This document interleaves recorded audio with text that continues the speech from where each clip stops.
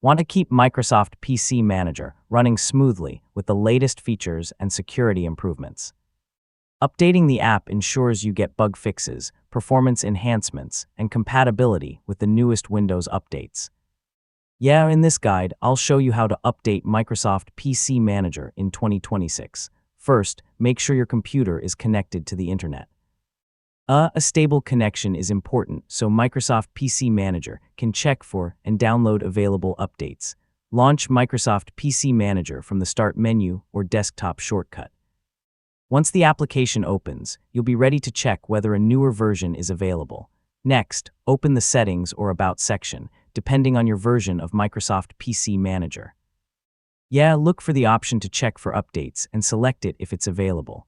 If an update is available, start the download and wait while Microsoft PC Manager installs the latest version. The process usually only takes a few minutes, depending on your internet speed. After the update finishes, close and reopen Microsoft PC Manager. Some updates may require restarting the application or even restarting your computer before all changes take effect. Finally, return to the About or Settings page and confirm that the version number has been updated.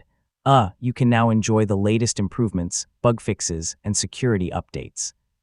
And that's how to update Microsoft PC Manager in 2026.